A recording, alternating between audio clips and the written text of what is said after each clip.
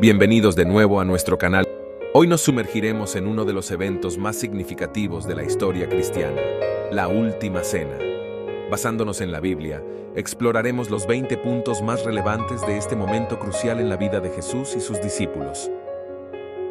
Número 1. Contexto histórico de la Última Cena durante la Pascua judía. La Pascua era una de las festividades más significativas en el calendario judío. Celebrada anualmente, conmemoraba la liberación del pueblo de Israel de la esclavitud en Egipto, un evento fundamental en la historia del judaísmo. En el contexto de la Última Cena, Jesús asume un papel simbólico como el Cordero Pascual. Este título conecta la historia de la liberación del Éxodo con la redención que Jesús ofrecerá a través de su sacrificio en la cruz. La elección de la Pascua como el momento para la Última Cena no es casualidad. Jesús, consciente de las profecías del Antiguo Testamento, ve en la Pascua una oportunidad para cumplir el propósito divino de la redención de la humanidad. Durante la Pascua, los judíos recordaban el sacrificio de un cordero sin mancha, cuya sangre protegía a los primogénitos del juicio divino. Jesús utiliza estos elementos simbólicos para revelar su propio papel como el Cordero de Dios, cuya sangre redentora protegerá espiritualmente a aquellos que lo acepten. Jesús, siendo judío, participó activamente en las tradiciones y rituales de su comunidad. La Última Cena refleja esta conexión profunda con la cultura y la fe judía, pero también introduce elementos transformadores que apuntan hacia una nueva era espiritual.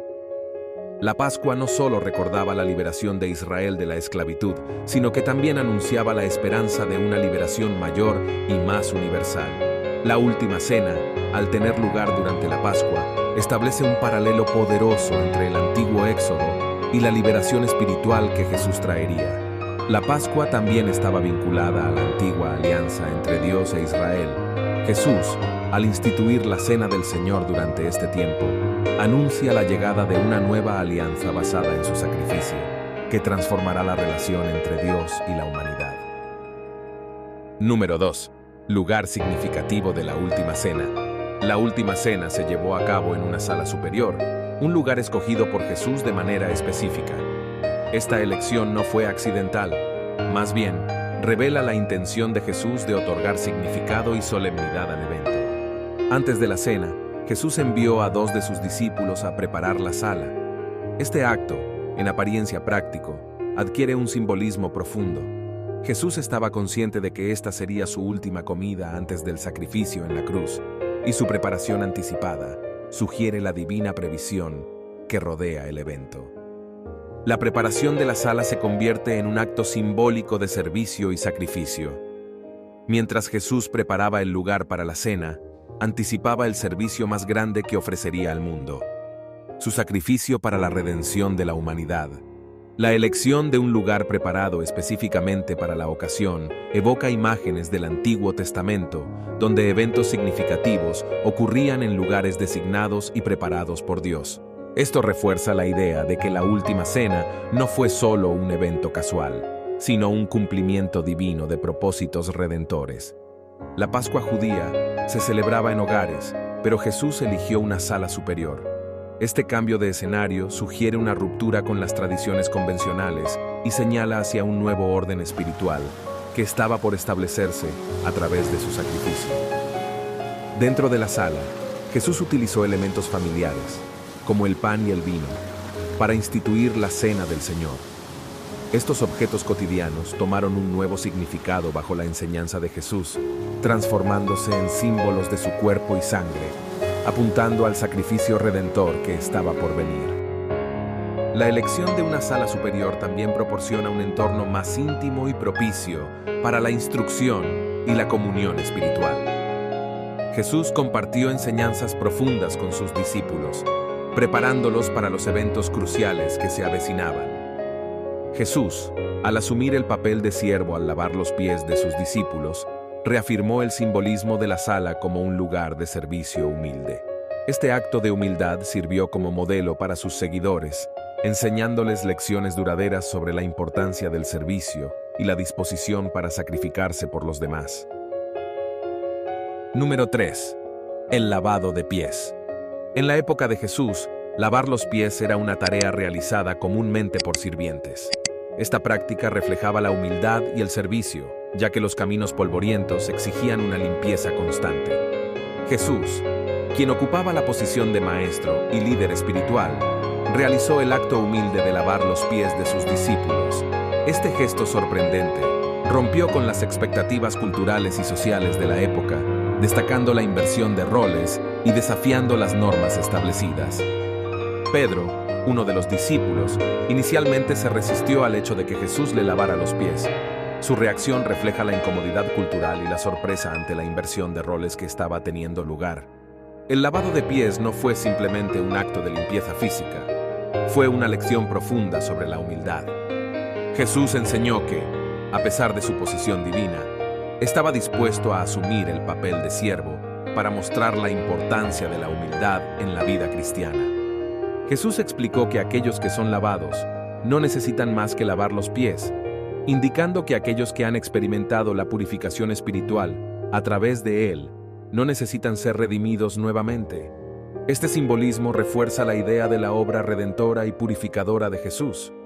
Jesús destacó que el servicio desinteresado no solo era un ejemplo puntual, sino que debía convertirse en una parte integral de la identidad cristiana. El lavado de pies representó un modelo de vida para sus seguidores.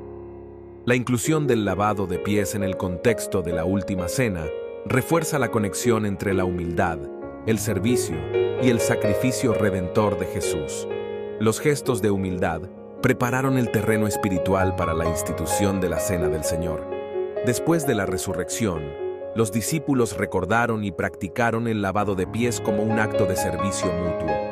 Este gesto se convirtió en un recordatorio tangible de las enseñanzas de Jesús sobre la humildad y el servicio, perdurando como una práctica significativa en la comunidad cristiana. La lección del lavado de pies ha dejado una profunda huella en la teología cristiana y en la concepción del liderazgo. Jesús desafió la noción convencional de liderazgo al colocar el servicio y la humildad en el centro de su mensaje, influyendo en la forma en que los líderes cristianos abordan su papel. Número 4. Anuncio de traición. El momento en que Jesús anunció la traición fue un giro dramático y doloroso en la narrativa de la Última Cena. En medio de la comunión y la enseñanza, Jesús reveló que uno de sus discípulos, uno que compartía la mesa con él, lo traicionaría.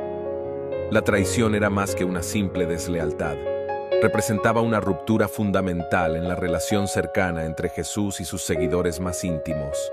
El traidor no era un desconocido, sino alguien que compartió de cerca la vida y enseñanzas de Jesús.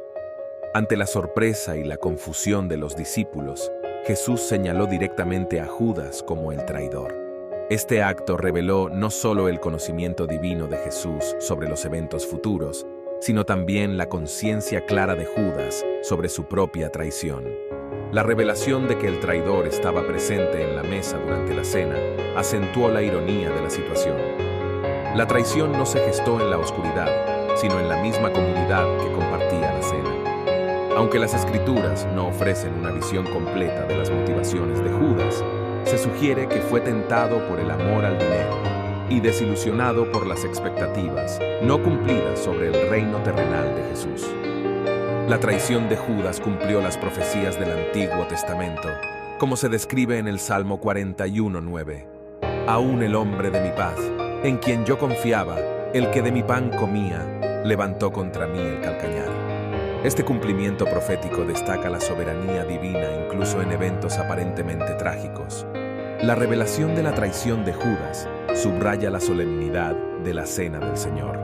A pesar de la presencia de la traición, Jesús instituyó la Santa Cena, indicando que su sacrificio tenía un propósito más grande que la traición humana. A pesar de la revelación de la traición, Jesús ofreció a Judas oportunidades para arrepentirse. El acto de entregar la pieza de pan a Judas simbolizó la posibilidad de cambiar de rumbo, pero Judas optó por persistir en su camino. La historia posterior a la Última Cena revela las trágicas consecuencias de la traición de Judas. El remordimiento lo llevó a devolver las 30 piezas de plata. pero la tristeza no condujo al verdadero arrepentimiento. La traición de Judas, aunque trágica, desempeñó un papel en el cumplimiento del plan divino de redención.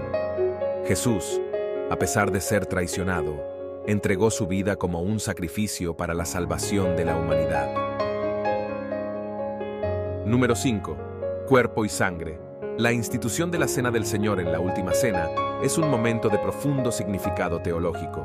Jesús eligió elementos comunes, pan y vino, para establecer un acto simbólico que trascendería el tiempo y espacio. Jesús enlazó la institución de la Cena del Señor con la tradición judía de la Pascua, donde el pan y el vino eran elementos fundamentales.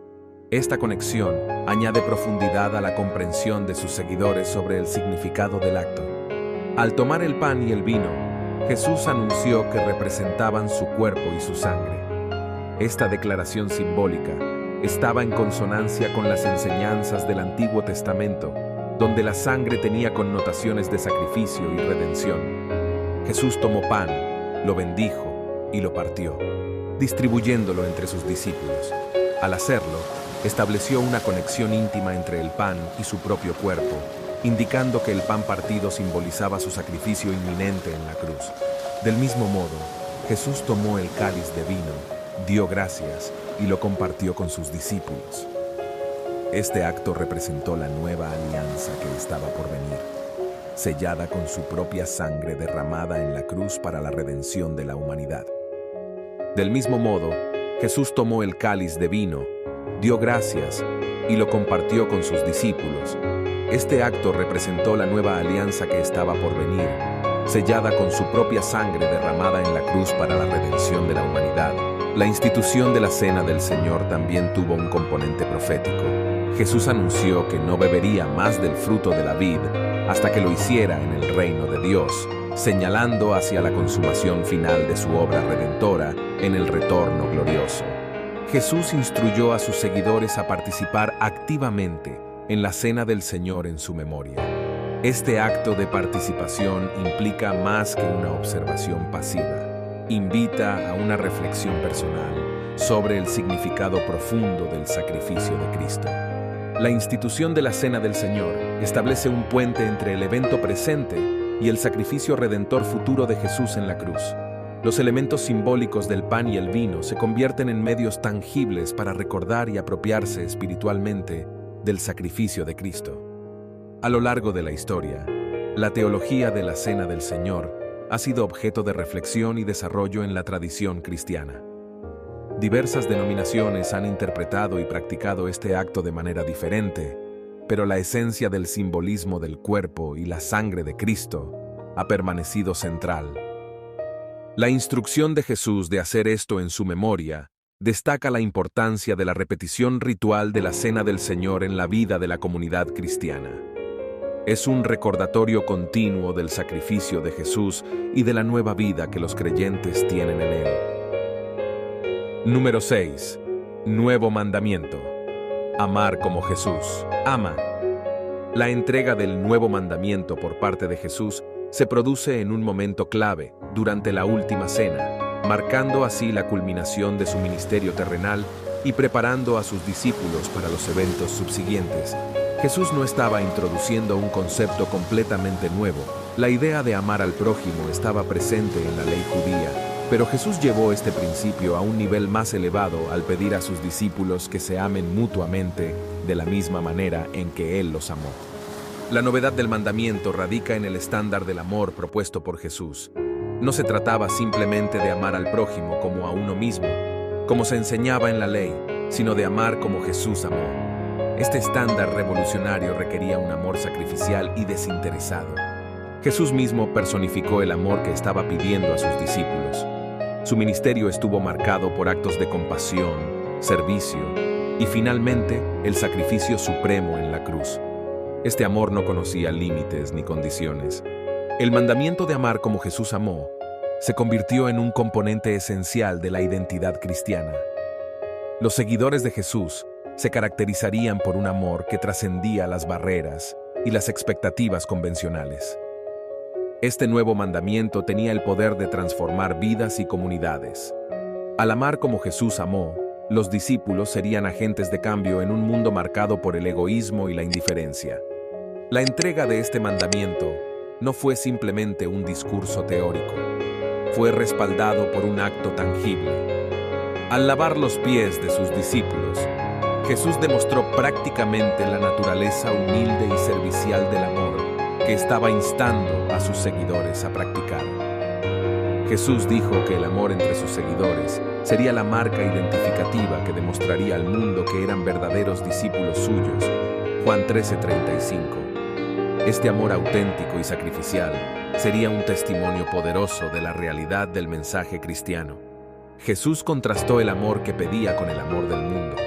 Mientras el mundo podía amar a aquellos que los amaban, el amor cristiano debía ir más allá, abrazando incluso a aquellos que no lo merecían. Este mandamiento no fue una instrucción temporal para los discípulos en la última cena. Es una exhortación continua para la comunidad cristiana. Amar como Jesús amó sigue siendo una llamada a la acción en la vida diaria de los creyentes. El mandamiento de amar como Jesús amó tiene una relevancia atemporal. En un mundo dividido y necesitado, este llamado a un amor radical y transformador sigue siendo una luz que guía a los seguidores de Jesús en la búsqueda de la justicia y la reconciliación. Número 7. Identificación del traidor. Revelación de Judas en la última cena. Durante la última cena, mientras Jesús compartía momentos significativos con sus discípulos, una atmósfera de inquietud se apoderó de ellos. Intuyeron que algo estaba mal y que la traición estaba en el aire. La preocupación de los discípulos por la posibilidad de traición llevó a que, uno por uno, preguntaran a Jesús quién sería el responsable de tal acto. Este momento de incertidumbre y tensión creó una pausa significativa en la cena. Ante la pregunta persistente de los discípulos, Jesús, en un acto de conocimiento divino, reveló la identidad del traidor. Esta revelación destacó la capacidad única de Jesús para conocer los corazones y anticipar eventos futuros, demostrando su divinidad.